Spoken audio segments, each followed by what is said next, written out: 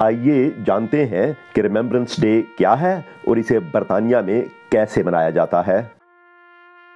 ریمیمبرنس day سن 1918 عیسوی میں پہلی جنگ عظیم کے خاتمے کے دن کی یاد میں منایا جاتا ہے۔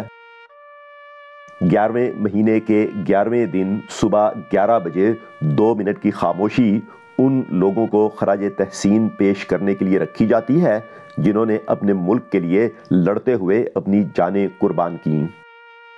اب ریمیمبرنس ڈے ان لوگوں کو یاد کرنے کے لیے منایا جاتا ہے جو نہ صرف پہلی جنگ عظیم میں بلکہ دوسری جنگ عظیم، خلیج اور فاکلینڈ کی جنگوں کے ساتھ ساتھ حالیہ تنازعات میں بھی مرے ہیں۔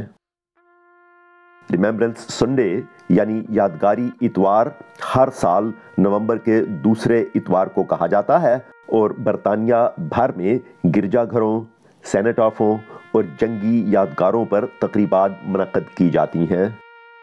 ریمیمبرنس ڈے اور اس سے پہلے بہت سے لوگ سرخ پاپی یعنی گلے لالا لگاتے ہیں جسے اپنے ملک کی خدمت کرنے والوں اور اس کی آزادی کے لیے اپنی جانیں قربان کرنے والوں کے لیے ایک مستقل خراج تحسین کے طور پر دیکھا جاتا ہے۔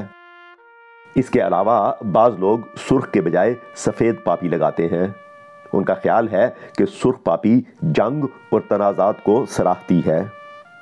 ان کا کہنا ہے کہ سفید پاپی ان لوگوں کی یاد مناتی ہے جو تنازعات میں مارے گئے تھے لیکن زیادہ اہمیت امن کے حصول اور جنگ کی طرف دیکھنے کے انداز کو تبدیل کرنے کو دیتی ہے۔